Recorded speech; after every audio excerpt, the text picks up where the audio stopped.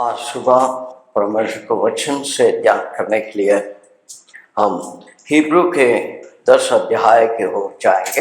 Hebrew के किताब 10 अध्याय उसको 19 से लेकर के 39 तक कोई पढ़िए, जल्दी से जोर से पढ़िए, सभी को सुनने में आए। इसलिए हे भाइयों, जबकि हमें यीशु के लहू के द्वारा उस नए और मार्ग से पवित्र स्थान में प्रवेश करने का साहस हो गया है, जो उसने पर्दे अर्थात अपने होकर हमारे लिए अभिषेक किया है, इसलिए कि हमारा ऐसा महान याजक है जो परमेश्वर के घर का अधिकारी है। तो आओ हम मन और पूरे के साथ और विवेक का दूर करके लिए हृदय पर छिड़काव लेकर और शुद्ध जल से धुलवा कर समीप जाएं और अपनी आशा के अंगीकार की दृढ़ता से थामे रहे, क्योंकि प्रतिज्ञा की वह विश्वास योग्य है। प्रेम और भले कामों में मुस्कुराने के लिए एक दूसरे की चिंता क्या करें और एक दूसरे के साथ इकट्ठा होना न छोड़ें, जैसे कि कितनों की रीति पर एक दूसरे को समझाते रहे और जिनको निकट आते देखो और भी अधिक यह किया करो, क्योंकि सच्चाई की पहचान प्राप्त करने के बाद यदि हम जानबूझकर पाप करते रहे तो पापों के लिए भी कोई बलिदान बाकी नहीं। हाँ, दंड की एक भयानक उम्मीद और आग का ज्वलन बाकी है जो विरोधियों को भस्म कर देगा। जबकि मूसा की व्यवस्था का न मानने वाला 2 या 3 जनों की गवाही पर बिना दया के मार डाला जाता है, तो सोच लो कि वह उतने और भी भारी दंड के योग्य ठहरेगा, जिसने परमेश्वर के पांवों से रौंदा और वाचा के लहू जिसके द्वारा वह पवित्र ठहराया गया था अपवित्र जाना है और अनुभव की आत्मा का अपमान किया, क्योंकि हम उसे जानते हैं जिसने कहा पलटा लेना मेरा काम है, मैं ही बदला लूंगा। और फिर यही प्रभु अपने लोगों का न्याय करेगा। जीवते परमेश्वर के हाथों में पड़ना भयानक बात है, पर उन पहले दिनों को स्मरण करो ज्योति पाकर तुम के बड़े संघर्ष में स्थिर रहे, तो यूं निंदा और कलेश सहते हुए तमाशा बने और क्योंकि तुम उनके सहभागी हुए जिनकी दुर्दशा की जाती, क्योंकि तुम कैदियों के दुख में भी दुखी हुए और अपनी संपत्ति भी आनंद से ने दी, यह जानकर कि तुम्हारे पास एक और भी उत्तम और समझदार संपत्ति है। इसलिए अपना साहस न छोड़ो, क्योंकि उसका प्रतिफल बड़ा है। धीरज धरना अवश्य है, ताकि परमेश्वर की इच्छा को पूर्ण करके तुम प्रतिज्ञा का फल पाओ, क्योंकि अब बहुत थोड़ा समय रह गया है जबकि आने वाला आएगा और देर न करेगा। और मेरा धर्मी जन विश्वास से जीवित रहे, और यदि वह पीछे हट जाए तो मेरा मन उससे प्रसन्न न होगा। पर हम हटने वाले नहीं कि नाश हो जाए, विश्वास करने वाले हैं प्राणों को। इस लंबे हिस्सा को हमने पढ़े, इसका कारण यह है कि ये जो हिस्सा हमने पढ़े इस पर मसीह जीवन के संबंधित कम से कम 15 ऐसे जो फ्रेजेस मतलब हिस्सा को मतलब संख्या को पढ़ सकते हैं। ये हर एक सुंदर बात है कि पवित्र आत्मा ने अपने सेवक को ऐसे अगुवाई किया है, उसको एक क्रमांक रीति से लिखा गया एक एक करके। परमेश्वर को वचन की खूबी यही है कि जितना अधिक हम उसको पढ़ते हैं उतना ही अधिक जानकारी हमें। ये परमेश्वर का वचन एक ऐसी एक अनोखा खजाना, उसको जितना गहराई में हम खोलेंगे उतना ही और पाए, मगर जो पाए हुए चीज को दोबारा एक बार ध्यान से जब देखेंगे उसमें से एक नई रूप हमें हर बार मिलता है। इसी कारण से परमेश्वर के वचन को बार बार पढ़ना चाहिए। सबकी शुरुआत जो है जीवन में सुसमाचार से ही होता, वहां से ही परमेश्वर और हमारे बीच में का जो रिश्ता है और वो कैसे टूट गया, उसे दोबारा कैसे जोड़ा गया है मसीह यीशु के द्वारा, ये सब की जानकारी हमें उसी वचन से मिलता। उसके द्वारा जिन लोगों ने विश्वास किया है वो मसीह बन चुके हैं। ये सब आधारभूत बात है, इसे हम सभी लोग जानते हैं। मगर हमारा मसीही जीवन क्या है, हम मसीह में क्यों है? कोई कहेगा वचन प्रचार करने के लिए, कोई बोलेगा परमेश्वर के साथ रहने के लिए, कोई बोलेगा कि अनंत के दंड से बचने के लिए, ऐसे विभिन्न कारण हम बता सकते। पर सबसे मुख्य बात यह है कि सृष्टिकर्ता परमेश्वर ये चाहते हैं हम उनके बारे में, उनके पुत्र के बारे में अधिक जानकारी प्राप्त, क्योंकि शुरू में से ही हम देखते हैं परमेश्वर को इनकार किया है। इस कारण से परमेश्वर मनुष्य के बीच में ये सत्यता बढ़ते गए और परमेश्वर नहीं चाहिए करके अभी जीवन बिता रहे। मगर ये परमेश्वर कौन है, इनके बारे में जब तक पूर्ण रीति से हम जानेंगे नहीं, उनकी महत्व और उनकी सृष्टि के जो उद्देश्य को हम समझ नहीं। इसलिए इस अध्याय को इस हिस्सा में जब पढ़ते हैं तो यहाँ पर जैसे मैंने बोला 15 ऐसे मुख्य बात, हमारे रिश्ता क्या है, और दूसरा हमारे जीवन मसीह के अंदर क्या है उसके बारे में, और हमारे लिए दी हुई सौभाग्य था नंबर 3 में, इसे हम जान सकते हैं। और हमारी समझ मतलब हमारे रिश्ता, हमारी क्रिस्त में हमारी जीवन और हमारे सौभाग्य था मसीह में जो है, इसे समझना। ठीक है, इसे समझ गए उसके बाद में और प्रैक्टिस, हमारे जो चलन या प्रणाली किस प्रकार से हो, और हमारे मन की भावना और एटीट्यूड, और ये सब जो है हमारे समर्पण को निश्चय करता और कमिटमेंट। जब हमारे समर्पण होता है तब हम अपने उत्तरदायित्व को समझते हैं, द अकाउंटेबिलिटी, और ये सब वहां पर रुकता नहीं। बार बार समस्याएं होता है मसीह इस पर हमारे हृदय की और हमारे मन के परिस्थिति क्या, उसके बाद में हमारे आभारीपन का हृदय और ग्रेट, ये जब हम समझते हैं तब हमारे मसीही जीवन के सफर को हम निरंतर आगे ले जा सकते हैं और कंटिन्यूअस, इसके द्वारा परिपक्वता और मैच्योरिटी, और उस परिपक्वता के कारण से हमारे व्यवहारिक या वास्तविक मसीही जीवन का एक अर्थ और एक प्रदर्शन लोगों के सामने, उसी के द्वारा हमारी गवाही मसीह का जो है वो आगे बढ़ता, लोग मसीह को जान सकते। ये सब जब हमारे जीवन में एक एक कदम में आते रहता है तब हम मसीह और हमारे सृष्टिकर्ता परमेश्वर के बारे में अधिक जान और अंडरस्टैंड। दो समझ है, एक है आधारभूत सत्यता को एक साधारण रीति से समझना, वो पहला है, मगर ये जो आखिर में जो समझ जो है वो परिपक्वता के द्वारा, वहां पर हम परमेश्वर के बारे में समझ रहे। ये एक मसीही जीवन का एक ग्राफ जो विद्यार्थी लोग, आप लोग अखबार में भी देखते हैं, देश की उन्नति के बारे में ग्राफ, और गरीबी और अमीरीपन के बारे में, अनएम्प्लॉयमेंट या एम्प्लॉयमेंट के बारे में ग्राफ सब अखबार में बताते हैं, या आपका टीवी में भी आप देखते हैं। ये मसीही जीवन में ऐसे ग्राफ, इसी को हम देखते हैं। इस पर क्या है कि जब जानकारी मिलता है हम अपने रिश्ता को मसीह जोड़ लिए और आगे बढ़ रहे। प्राय ये देखा जाता है एक समय जाकर के ये रुक जाता और उसके बाद में ये ऐसे आगे नहीं जाता है, ऐसे ही ये मनुष्य की एक स्वाभाविक समस्या, क्योंकि मनुष्य कमजोर है, इसीलिए अधिक वचन को मनन करते हैं, अधिक उनकी उपस्थिति में जाते हुए अपने समस्याओं को, अपने जो सारे मन की बातों को हम उनको बताते हैं, एक रिश्ता को हम आगे बढ़ाते हैं, एक दूसरे से भी संगति करते हैं, सलाह करते हैं। इसके द्वारा ये फिर यहाँ से थोड़ा सा आगे, फिर ऐसे, इस पर कोई पाप नहीं होता, मगर ये समस्या को कैसे पार कर, इसी को सलाह को यहाँ पर इस पदों में आपने पढ़े थे 15 इंपॉर्टेंट फ्रेजेस, यहाँ पर कम से कम आप पा सकते हैं इस 19 से 39। एक उदाहरण हम बताते हैं। प्रभु यीशु कृष्ण ने सुसमाचार में ये बात बताएं कि मेरे याद में किया करो।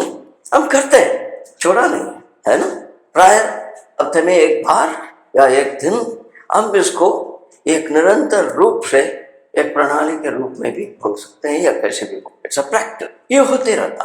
मगर हम क्या करते हैं, वहां पर समझ कमजोरीपन है। ये उदाहरण के लिए बोल, क्या कमजोरीपन है? प्रभु ने बोला उन्हें स्मरण करो, हम इकट्ठा होते हैं उन्हें स्मरण करने के लिए, स्मरण भी करते हैं, फिर इसमें क्या समस्या है? प्रभु को हम कैसे स्मरण कर, महान परमेश्वर प्रभु यीशु ख्रिस्त कौन है करके हम उन्हें स्मरण करते हैं, या उन्होंने हमारे लिए किए हुए काम को याद करते हम उन्हें स्मरण। इसको फर्क को हम जानते, थोड़ा सा फर्क। हम प्राय उनकी किए हुए काम के द्वारा ही उन्हें स्मरण करते हैं, पर परमेश्वर की इच्छा क्या है, उनकी प्रिय पुत्र कौन है, उनको हम कितना जानते हैं, और वो महान प्रिय पुत्र जो है किस प्रकार से अपने आप, उसकी जानकारी हमारे हृदय में जब होता है तो उद्धार के महत्व को, मसीही जीवन के महत्व को हम अच्छी तरीके से समझ, तब हमें ये वचन जो है, जीवित वचन जो है, एक जीवन की इच्छा बने। नहीं है तो इसे एक दूसरे धर्म के लोग जैसे एक धर्म ग्रंथ को पढ़ते हैं हर सुबह या हर रात को विशेष दिनों में, ऐसे ही हम इसे प्रयोग कर। जब प्रभु यीशु कृष्ण ने कहा मैं जीवन का रोटी, और जब उन्होंने कहा लोगों के सामने मेरे शरीर को खाओ, तब लोगों ने क्या बोला, ये किस किस्म का शिक्षा है, प्रभु ने क्या बोल रहे थे उसे नहीं समझे ठीक तरह, कहीं भी शब्दों के ठीक अर्थ नहीं समझते हुए उन्हें छोड़कर चले। यही समस्या है हम विश्वासी जनों की, उनकी बोली हुई बातों को ठीक समझ नहीं होने के कारण से हमारे जीवन ऐसे होते, हम जानते हैं उनके ऊपर भरोसा करना पर कर नहीं पा रहे। इसलिए यहाँ पर 19 पद में मैंने 15 ऐसे हेडिंग बात को बताया। पहली बात को हम देखेंगे, हमारे रिश्ता, आवर रिलेशनशिप, 19 पद में है, पढ़िए 19 को। इसलिए हे भाइयों, जब हमें यीशु के लहू के द्वारा उस नए और जीवते मार्ग से पवित्र स्थान में प्रवेश करने का साहस हो गया है। परमेश्वर पवित्र है, उनकी उपस्थिति में प्रवेश करने का साहस हमें मिला है। ये साहस कैसे मिला ये साहस? अभी आपने पढ़े थे, बोलिए नौजवान लोग, कैसे ये साहस हमें मिला?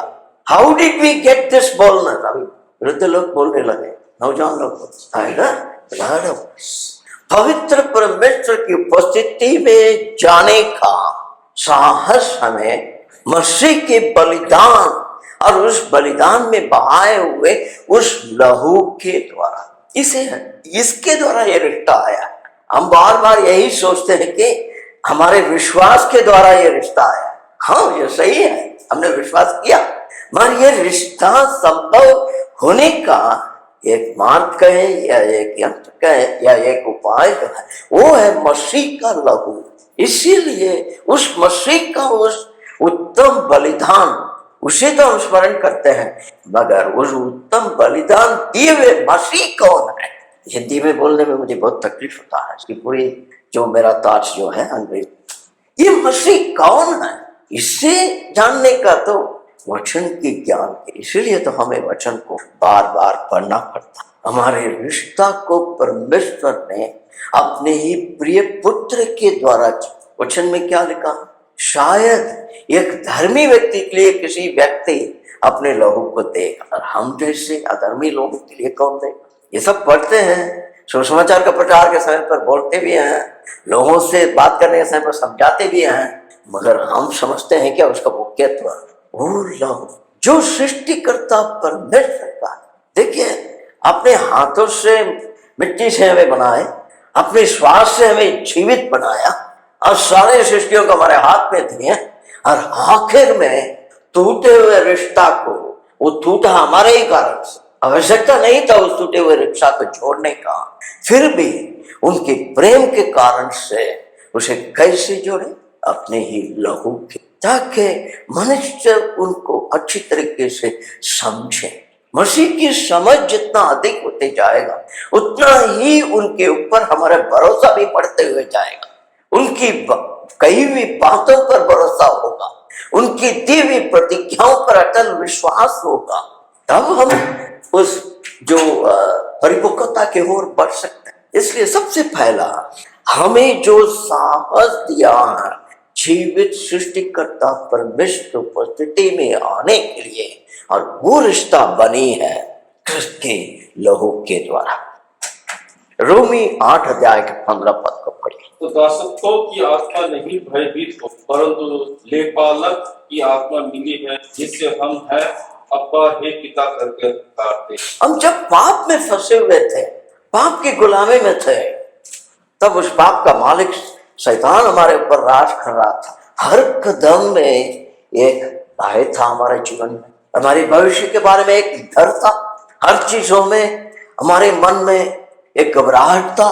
मगर अब यहाँ पर क्या कहता है, हमें ऐसी एक आत्मा मिला है, वो हमें हमारे सृष्टिकर्ता को हमारे पिता करके पुकारने का अधिकार। ये शब्द पिता करना आसान नहीं। हर धर्म में प्रभु करके शब्द प्रयोग हो सकता है। प्रभु ने भी बोला प्रभु करके तो मुझे बुलाएंगे तो भी कुछ मतलब नहीं है इसमें। ये रिश्ता उन्हें पिता करके हृदय से पुकारना। मेरे माँ बाप मर के कुछ साल हो गया, फिर भी अभी कुछ जोर से चोट लग गया तो मुख से कौन सी शब्द निकलता? माँ, है कि नहीं? ये मनुष्य के अंदर है। ऐसी एक आत्मा के अंदर हर समय में उस पिता को पुकारने का एक गहराई होनी चाहिए। ये संबंध कैसे होगा हमें पता नहीं है। हम क्यों इस उम्र में भी माँ को पुकारते हैं? वो आ जाता है मुख से, है ना? ऐसे पिता कर इसे मनुष्य के अपने समझ से, अपने ज्ञान से इसके रिश्ता को हम समझ नहीं सकते, जो मसीह के लहू के द्वारा हमारे यहाँ किया गया। अभी निकालिए एफसी का 3 अध्याय 12 पढ़िए बराबर। हमको उस पर विश्वास रखने से, साहस और भरोसे से निकट आने का अधिकार है। उनकी निकट आने का अधिकार है, क्योंकि उनके अंदर या उनके ऊपर हम विश्वास किए हैं, उसके कारण वो ऐसी एक परिवर्तन को बना रहे हैं। कभी आपने अपने घर में अकेला होने के समय पर दूसरा कुरिन्थ में जो लिखा है, जो मसीह यीशु में है वो एक नया सृष्टि है, पुरानी बातें बीत चुकी है, देखो अब सब नया हो गया। उसके बारे में कभी आपने ये क्या है इसमें विचार करके देखा? थोड़ा ध्यान करके देखिए। एक नई रिश्ता, एक नई किस्म का जीवन जो हमने कभी सोचा भी नहीं है, देखा भी नहीं है, वो मसीह में परमेश्वर ने हमें दिए हैं। 2 तिमोथी 1 अध्याय के 7। क्योंकि परमेश्वर ने भय की नहीं पर सामर्थ और प्रेम और संयम की आत्मा दी है। हमें परमेश्वर ने भय के आत्मा नहीं है। हम कितने डर जाते हैं या फटफटाते हैं। हमारे जो ये रात को आपने देखे होंगे अपने घरों में, अभी तो यहाँ तो हरी हरी पौधा है, रुख भी है, आपके घर में भी पीछे आगे कहीं भी होगा। वहां पर जब ये छोटे पंछियां अपने पिंजरा बना करके छोटे बच्चे को वहां पर संभालते हैं, उस समय पर रात के समय पर सर्प जब अंदर घुस जाता है उनको खाने के लिए, तब कैसे वो फटफटाते हैं ये डर से। उस किस्म का आत्मा हमें नहीं दिया है, मगर एक सामर्थ्य से भरी हुई, उनकी प्रेम से भरी हुई, और इतना ही नहीं, उसके साथ में तीसरा बात क्या है? अच्छे विवेक, संयम की आत्मा दी, संयम की आत्मा, और वही लिखा है, पढ़िए। क्योंकि परमेश्वर ने हमें भय की नहीं बस सामर्थ और प्रेम और संयम की आत्मा। संयम क्या? संयम। यहाँ पर अंग्रेजी में लिखा साउंड माइंड, मतलब कभी कभी हम लोगों से साधारण रीति से बात होता है ना, क्या पागल हो गया क्या? Have you become mad? No, मसीह में हमारे अंदर एक अच्छे विवेक या मन, ठीक ढंग से सोचने का परमेश्वर दिया। उस एक बलिदान के द्वारा, उस लहू एक बार बहाने के द्वारा ये हमें प्राप्त हुई है। इसे हम याद रखना। और ये जाने माने जो पद है, बार बार मैं लोगों को बोलते रहता हूँ, निकालिए पहली यूहन्ना 3 अध्याय के 19 से 21, जल्दी से पढ़िए। इससे हम जानेंगे कि हम सत्य है, और जिस बात में हमारा मन हमें दोष देगा उस विषय में हम उसके सामने अपने मन को आश्वस्त कर सकेंगे। कौन सा पढ़ रहे हैं? पहला यूहन्ना 19 से 21 तक। क्योंकि परमेश्वर हमारे मन से बड़ा है और सब कुछ जानता है। हे प्रियो, यदि हमारा मन हमें दोष न दे, हमें परमेश्वर के सामने साहस होता है। क्या कहता है यहाँ पर? हमारे परमेश्वर हमारे हृदय से मन बड़ा है। बड़ा ग्रेट, इसीलिए वो हमें दोषी ठहराना चाहिए। हमारे अपने मन नहीं हमें दोषी नहीं ठहराना। जो रिश्ता हम उनसे रखे हैं, हमारी नजर, मन की नजर जो है उनकी उस जो मुकड़ा को देखना है, जब हमसे गलती होता तब तो उसने पहले उन्होंने अपनी चिट्ठी में दूसरा अध्याय में लिखा था। ये बात को याद रखो, हमारे लिए परमेश्वर की उपस्थिति में एक वक्त वो सदा हमारे लिए अंतर। हमारे मसीह जीवन की समस्या क्या ये है? हम इस बात को जानते होंगे मगर इसकी गहराई को समझते नहीं है। वो ये है कि परमेश्वर ने कहा मसीह पर विश्वास करने के द्वारा हमारे सारे पापों को मिटा लिए, और वचन में ये भी लिखा है कि जैसे पूर्व से या पश्चिम या पश्चिम से पूर्व के जितनी दूर है उतनी दूर में उसने हटा दिया, और ये भी लिखा है कि वो दोबारा याद नहीं करेगा। मगर कितने बार हमारे 20 साल पुराने पापों को हमारे मन दोबारा याद दिलाता है। वो जब भी याद आता है तो हमारे मन में आनंद चली गई, खुशियां नहीं है, अपने आप को दोषी महसूस कर रहे। उस हृदय के अंदर राज करने वाला कौन है? सुसमाचार प्रचार के लिए मनुष्य के हृदय के चित्र को ले जाते हैं, मगर सचमुच वो मनुष्य के हृदय के अंदर परमेश्वर का अधिकार है क्या? यदि वो परमेश्वर का अधिकार वहां पर है तो हमें ये बातें पता है, वो हमारे हर बातों को जानता, इसलिए हम उनसे छुपा नहीं सकते हैं। जैसे पहले उन्ना के एक अध्याय में लिखा, हम उनके सामने उसे कबूल किए हैं, उसके द्वारा वो दोबारा हमें दोषी कृष्ण की उस बलिदान, उस लहू के कारण वो हमेशा के। इसलिए ये जो हिम्मत हमें दे करके परमेश्वर ने इस संसार में हमें रखा। 4 अध्याय के 17 पद पढ़िए उसी किताब का। इसी से प्रेम हम में सिद्ध हुआ कि हमें न्याय के दिन साहस हो, क्योंकि जैसा हुआ है वैसा ही संसार में हम भी। न्याय के दिन पर हमें एक साहस दिया है, हिम्मत है, हम उस न्याय के दिन पर न्याय के सिंहासन के सामने खड़े नहीं हो, क्योंकि उन्होंने क्या किया? वो जैसे है ऐसे ही हमें संसार में उसने रखा। वो कैसे है?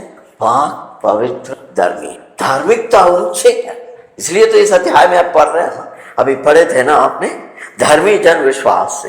हमारे विश्वास का मतलब ये है, इतनी बड़ी खजाना हमारा हाथ में है, हम कभी उसको खोज के नहीं देखा, खोज के नहीं देखा। भैया इसको थोड़ा दूर लगा के देखो ना, इसमें इसको ऐसे देखें, ऐसे देखें, निकाल के। और हमारे मसीह में नया जीवन, आवर लाइफ इन क्राइस्ट, ये है 20 पद में, हिब्रू 10 अध्याय के 20 पद, 10 अध्याय के 20 पद। जो उसने पर्दे अर्थात अपने शरीर में होकर हमारे लिए अभी किया है। जो क्या? जो उसके पहले पढ़िए ना, कुछ तो लिखा होगा, पढ़िए उसको। इसलिए भाइयों, जबकि हमें यीशु के लहू के द्वारा उस नए और जीवते मार्ग से, हाँ ये है नए और जीवित मार्ग। इससे कैसे हमें दिया? 20 पद में आपने पढ़े, जो उसने पर्दे अर्थात अपने शरीर में से होकर हमारे लिए, अपने शरीर में से होकर हमारे लिए अभिषेक किया, कॉन्सिक्रेट अभिषेक किया है। साधारण रीति से पुराना नियम में भी हम देखते हैं कि झुंड में भी होता है ना, अभिषेक किया हुआ, मतलब उसको अलग करके परमेश्वर ने उस मसीह की उस बलिदान के द्वारा, जहां पर उन्होंने अपने लहू को बहाकर हमें छुड़ाया है, उस पर हमारे लिए एक नई और जीवित मार्ग को तैयार करके दिया। हमें उस पर चलना, ये एक नई मार्ग है। हमारी समस्या यह है कि हम पुराने मार्ग के साथ में से बार बार मिला करके कष्ट में पड़ जाते हैं। इसीलिए हमारे कृष्ण के संग जितने अधिक संगति होता है, समय निकालना पड़ता है। एक नौजवान व्यक्ति दूसरे एक नौजवान युवती से जब प्रेम में लग जाता तो दिन रात उनके दिमाग में उससे बात करे या नहीं करे, दोनों उसी के एक दूसरे के बारे में विचार कर। उसी प्रकार से मसीह हमारे बारे में विचार करते हैं, इतने आगे तक सोच करके, हमारे बारे में सोच के सब कुछ प्रबंध करके दिया मसीह की एक बलिदान के द्वारा। ये सब उनके उस बलिदान के द्वारा संभव हो सकता है, तो वो मसीह कौन होगा? यही तो मैंने आपको शुरू में बोला। हमने मसीह को कैसे याद करते हैं? उनके किए हुए उस क्रूस की बलिदान को याद करते हुए उन्हें याद करते हैं। हमारे लिए क्या किया है उसके द्वारा हमें याद करते हैं, या वो मसीह कौन है करके उस समझ से हम उसे याद। इस प्रकार से हमारे लिए एक मार्ग को तैयार करके दिया है। हर प्रतिदिन हमारे जीवन में उनकी तरह हमें परिवर्तन कराते जा रहा। हम उसे पूर्ण रीति से समझ भी नहीं सकते हैं, मगर हमारे अंदर परिवर्तन हो रहा। एक बड़े प्रभु के सेवक है डॉक्टर ओवेन करके, उन्होंने ये नई और जीवित मार्ग है उसके बारे में कुछ बातें उनकी समझ से उन्होंने लिखा। वो कहते हैं कि ये एक नई और जीवित मार्ग है हमारे लिए, क्योंकि ये नई बनाया गया है, हमारे लिए तैयार करके दिया गया है। Number 1, newly prepared and made for, हमारे लिए बनाया, और ये उस नई करार के द्वारा संभव हुआ। सिर्फ प्रार्थना में नई करार बोलने से नहीं होगा, उस नई करार के द्वारा, ये अनंत के करार है, इब्री को किताब में लिखा, उसके द्वारा यह संभव हुआ है। और इसकी खूबी क्या है, मैं सिर्फ संक्षिप्त रूप से उन्होंने अंग्रेजी में लिखी हुई बातों का अर्थ बता रहा हूं। ये कभी सड़ता नहीं है, it doesn't decay, no decaying in this, ये हमेशा नया ही रहता है। और उसकी प्रभाव और उसकी महत्व और उसकी प्रयोग था जब उसे संभव होने दिया क्रूस पर, जब मसीह ने ये समाप्त हो गया करके चिल्लाया, वहां से आज तक ऐसे ही है, उसी नयापन में, पुराना नहीं हुआ है वो, उसके प्रभाव आज भी है। और कहते हैं पुराना नियम में उस जो मिलाप वाला तंबू के अंदर जाना, वो सब पुराना हो गया था, तो उन्हें परिवर्तन भी करना पड़ता है। वो पर्दा कितना साल तक रहेगा, चमड़ी भी कुछ साल के बाद में उसको नया चमड़ी से बनाना पड़ता है, मगर ये ऐसा नहीं है। जो सुसमाचार के द्वारा उद्धार का मार्ग को परमेश्वर ने दिया है, वो कभी परिवर्तन नहीं हो। सुसमाचार कभी परिवर्तन नहीं होता है, उसे कोई परिवर्तन कर नहीं सकता है। इसलिए तो पौलुस ने लिखा है, ये दूसरा सुसमाचार कौन लेके आया तेरे पास, ये अभी भी ऐसे ही है। और ये भी कहते हैं कि पुराना नियम में जो मिलाप वाला तंबू में अंदर प्रवेश करना सभी को संभव नहीं, मगर आज वही आपने अभी पढ़े थे ना, अपने शरीर जो अर्थात पर्दा अंदर प्रवेश करने हम सभी लोगों को साहस। यहूदी लोगों का प्रणाली में ऐसा है कि हमने पढ़ते भी हैं, जब यूहन्ना बपतिस्मा देने वाला के पिताजी जब पवित्र स्थान के अंदर गए तो बहुत देर तक बाहर नहीं आए, तो सब घबराहट में हो गए, क्या हो गया। ये लोग ये भी कहते हैं कि कुछ विद्वान लोग जो ये याजक लोग अंदर जाते थे साल में एक बार बलिदान चढ़ाने के लिए, उनके कमर से एक रस्सी बांध कर भी कुछ हो गया तो उसको खींच के बाहर नहीं सकते हैं, क्योंकि ये लोग अंदर नहीं। ऐसा नहीं, कभी भी किसी भी वक्त पर किसी भी क्षण पर हम उस जगह में उस स्थान में पहुंच सकते। इसलिए तो उसने आगे बताया कि हे अब्बा पिता करके पुकारने का साहस हमें। अब यूहन्ना का सुसमाचार और भी अधिक है, इस बात में देखेंगे। यूहन्ना का सुसमाचार 10 अध्याय के 9 पद। द्वार में हूँ, यदि कोई मेरे द्वारा भीतर प्रवेश करे तो उद्धार पाएगा, और भीतर बाहर आया जाया करेगा और चारा पाएगा। क्या पाएगा? क्या पाएगा? चारा, सहारा, चारा, चारा, चारा, चारा मतलब खाना, खाना पाएगा। एक सुंदर बात है इस बात में। हम हमेशा इसी को देखते हैं कि कोई व्यक्ति मेरे द्वारा अंदर प्रवेश करेगा तो उद्धार होगा। हम अधिक इसको जानते हैं, मगर उसके बाद में जो उन्होंने बोला अंदर बाहर या बाहर अंदर क्या करेगा वो भी हम जानते हैं, मगर आखिर में जो लिखा है एंड फाइंड फास्ट, अपनी आत्मा अपने जीवन की भूख को मिटाने का खाना वो पाएगा, इस आत्मा को तंदुरुस्त करने का खाना पाएगा। इसलिए तो हम कह रहे हैं कि मसीह के बारे में अधिक जानना, वचन की जानकारी सभी को हो सकता है। शैतान भी भविष्यवाणी सब चीजों को जानता है, पता किसको भी जानता है, इतना हिम्मत था कि उस वचन को, उस जिसका वचन है उसी को बोल सकता था घुमा फिरा कर।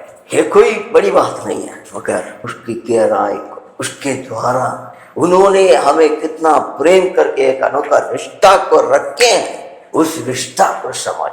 या ऐसे नहीं आए जनों को खाना चाहिए, खाना मिलेगा बोला, उसको स्मरण कर। इसकी जो सार, मतलब इसका जो एसेंस जो है, ये मेरे जीवन के अंदर घुस जाए। बहुत प्रयास कर, मन की संकल्प नहीं होगा तो ये असंभव। जो बोलते हैं ना, उनकी प्रेम में खो गया करे, इस प्रकार से उस रिश्ता को समझने में सोचते सोचते उनमें अपने आप को खो जाना, ये होना चाहिए।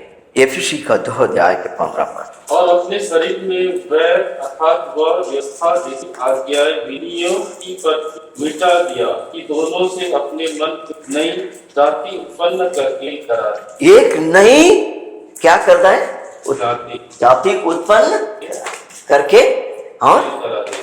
हाँ? मेल करा दे, मेल करा दे, एक नई जाति उत्पन्न कर। जब हम दूसरी कोरिन्थ की बातें मैंने बताया था, नई सृष्टि है, इन्हें ये सारे नए सृष्टियों को एक साथ रख, वही है कलीसिया, उसके द्वारा मेल को बढ़ा दे। इस संसार में सारी कोशिश किसके लिए? मेल के लिए, पीस।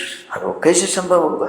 उनके द्वारा जब नया बनाया जाएगा तब ये संभव हो। अब और एक बात दे करके आज समाप्त करेंगे। 21 पद को पढ़िए, हिब्रू 10 हमारे सौभाग्य था, उसके बारे में पढ़िए। और इसलिए कि हमारा ऐसा महान याजक है जो परमेश्वर के घर का अधिकारी और है उस पद में अधिकारी। हमारे परमेश्वर का घर के अधिकार किसके हाथ में है? उस महान याजक के हाथ। सिर्फ इतवार के दिन पर मैं जैसे बोलते रहता, ऐसे बोलने के लिए नहीं, वो महान याजक है, इसे हम अपने जीवन में अपनाना चाहिए। एक बड़ी सौभाग्यता है हमारे लिए, जैसे हमने पहले पढ़े थे, परमेश्वर हमारे हृदय से भी महान है, इसलिए हमें दोषी ठहराने वाले आत्मा नहीं हो सकता, क्योंकि हमारे विवेक को उन्होंने सफा किया है और हम अभी उनके आज्ञा के अनुसार चलना, क्योंकि वो हमारे प्रधान याजक है। उनके द्वारा जो हिम्मत, उनकी उपस्थिति में आना और परमेश्वर को अपने पिता करके पुकार कर उनको प्रशंसा और स्तुति करने का अधिकार हमें मिला है। किसके द्वारा? उस प्रभु के द्वारा। इस बात को आप कितना समझते हैं मुझे पता नहीं। जो मेरे जैसे बैकग्राउंड से, जो हमेशा मंदिर के अंदर, खास करके साउथ इंडिया के अंदर में आप जाना, 3-4 दरवाजा रहता है, जैसे हमने हिब्रुओं का मंदिर में भी पढ़ते हैं, अलग अलग स्थान, अलग अलग लोग, और जहाँ पर मूर्ति रखा जाता है वहाँ पर सब लोग नहीं जा सकता। वहाँ पर जाना मतलब जिनको जाने को अनुमति मिलता है तो वो तो ऐसे सोचेगा जैसे सारे संसार का पा लिया। ऐसे एक साधारण चीज के लिए ऐसा है तो सारे संसार का बनाने वाला परमेश्वर का उपस्थिति में आने का अनुमति उस प्रधान याजक के द्वारा हमें मिला है, तो कितना बड़ी सौभाग्यता पाए। कभी यहाँ पर हम आज इस अध्याय को आप भी पढ़ के देख, ये इतना फ्रेशेस जो है important, let us having an high priest, और आगे भी है लेट अस ड्रॉ नियर, ऐसा इसे आप ही स्मरण कीजिए। बहुत कुछ इसमें से आप अपने मन के, अपने मसीही जीवन के सांत्वना और उत्साह देने का सकारात्मक बातों को पा सकते। परमेश्वर में सहायता करें।